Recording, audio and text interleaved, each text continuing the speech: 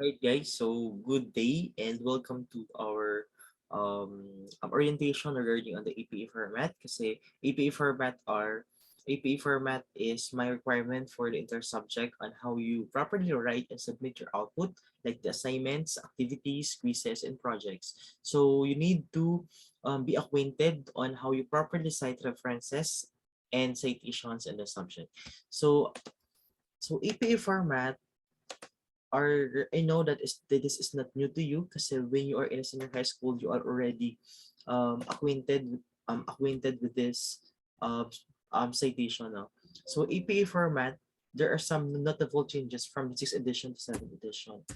So these changes are the value we know. It will help you to a better guidelines for citing online media and updated guidelines for inclusive and bias-free language and student-specific paper format and several minor changes in how to cite sources. So what are the different references and index citations?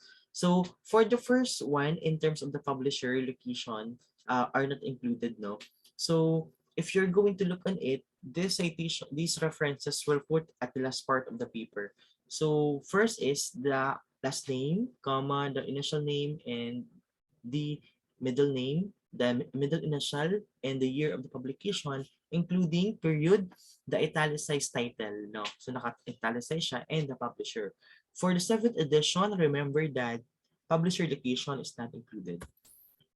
Now, for the authors, na more than 3 or more pataas, so when we cite them using the index citations, it's already et al. You are using et al na pag 3 or more pataas. Taylor et al. Period, comma, 2018.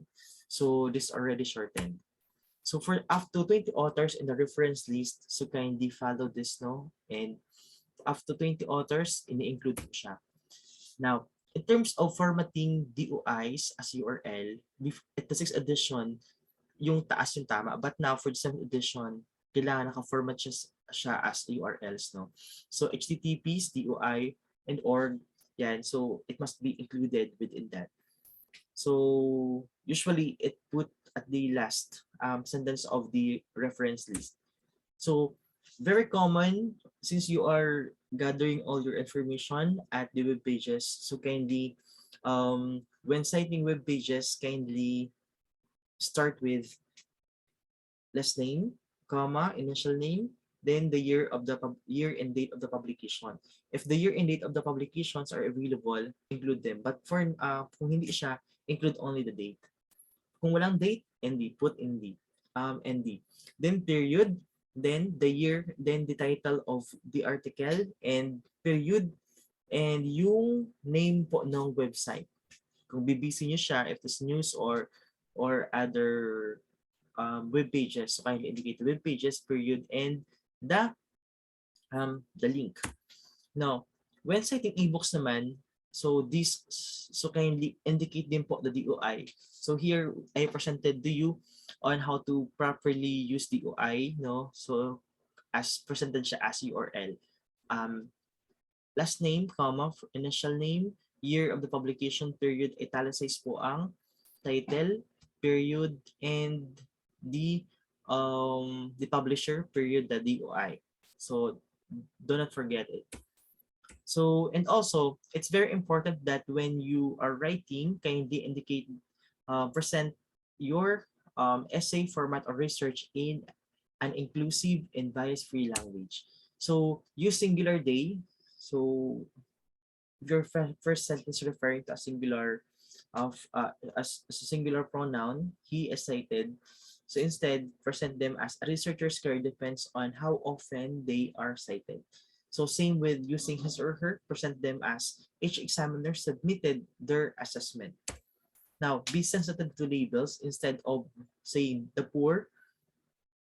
So write them as people living in poverty. Same with transsexuals, write them as transgender people. So be sensitive to labels. And particular with particular information, it's very important that the appropriate level of specificity. So do not write over 65, but include the ranges, the age ranges. So people age 65 to 75. Same with labeling them as Asian participants. So there's a lot of Asians. So kind of specify what what comprising these Asian participants. These are the Vietnamese, Cambodian, and Thai participants. Now, I'm going to show to you in terms of writing, no, you may use the following, but I highly recommend Times New Roman 12 font size. Now, I'm going to show here um, the assignments, the output of your classmate. No? So for number 1, according to Bram 2005, so he used a direct citations at first. No? Then he presented the idea, then his own idea. So she also presented his own idea and discussed what is globalization. For the second question naman, see here on how she presented it, no, using et al. Braun et al. 2002. We are all aware that underdeveloped, and this is used called citation. So see to it on how she presented her answers for number 2. Same with number 3 on the difference between globalization and the globalism. She was able to present it in a logical manner. So look at the references, whatever she wrote here, Bram 2005 is also indicate here at the references. So, kailangan nakatali siya. Kung nilagay mo sa main text 1 to 3, dapat nakalagay yan sa number 4 sa references. Ang mali niya lang dito, itong si Braun, not ND, nakalagay dito yung no date, pero dito sa main text citation is my year 2002. So, although very short siya but very comprehensive, yun lang yung error niya dito. So the rest are correct. So when you submit your paper or outputs, kindly pattern on this and present din niyo po yung isulat niyo rin po yung tanong, yung question here for number 1, number 2, and number 3 in essay format. So that it will be able to see kung ano yung answer mo, kung saan siyang sagot for each questions. So be careful guys, no, when citing, particular in the references. So here, all these are correct, properly cited siya, pero kung sakaling nasa ano na siya, nasa document na siya, naka-italicized na po yung title. Now, again, be careful with the date ha, kasi dito, Braun et al. 2002, but dito, hindi na siya. So, alin yung tama? So, kindly double check about it. So, with that guys, hope this short video will help you to be familiarized regarding on a proper proper citations and referencing. Now, I'm also going to show to you another piece of information regarding on the citation on the quick guide for the APA Citation edition. Here, for the first author, for kung sakaling in-text citation siya, use Abrams 2018. Pag to authors, may ampersand, Wegener and Petty 1994. For 3 plus authors, Harris et al. Period, comma, 2018. And pag group naman siya, for instance, name of the organization, kind of first present the spell out niyo po yung abbreviation. So succeeding and for subsequent citation, present na lang yung abbreviation. But for the first citation, please include the complete abbreviation. Now, this is for the in-text citations or kung direct citation. Dito naman, in-text citation siya at the end of the sentence or the paragraph. Pero kung sakaling ito ay direct citation, according to Abrams, open close parenthesis 2018. That, ganito. So, it is your own technique kung gagamitin mo. Kapag puro ginamit mo naman according to, shift naman with in-text citation. Same with, pag puro in-text citation, you may use direct citation. So, those are the things that you need to remember. Same with, guys, sa number 4, di ba? I ask you to put a references. If journal article siya, start with the last name, comma, the initial, period, comma, and so on and so forth, the year of publication, the title, and the name of the journal, comma, the volume number, issue number, comma, the page number, period, and the DOI URL. This for the journal article. If your sources is from the journal article, however, kung web page siya, yung group, name of the group, period, and di kung walang date, title of the web page, and where you retrieve it.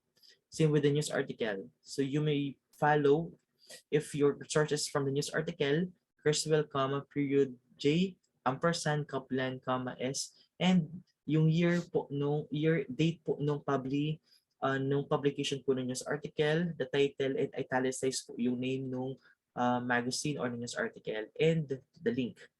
Same with the book, name, last name, initial, year, title, italicized, period, and yung name ng publisher. So this will help you throughout your writing, and this is your parang sword on how to survive the GSA for the contemporary world. So I hope that throughout this session, it will help you a lot in writing and understanding regarding on the globalization process. So with that, guys, I am so happy that I'll be able to share this to you. And if you have any questions, so kindly do not hesitate to message me in my email or in Messenger. But please be observed a proper time, no, from 8 a.m. until 5 p.m. in the afternoon. And do not message me on weekend. Ayan. So with that, guys, thank you very much and God bless. Bye-bye.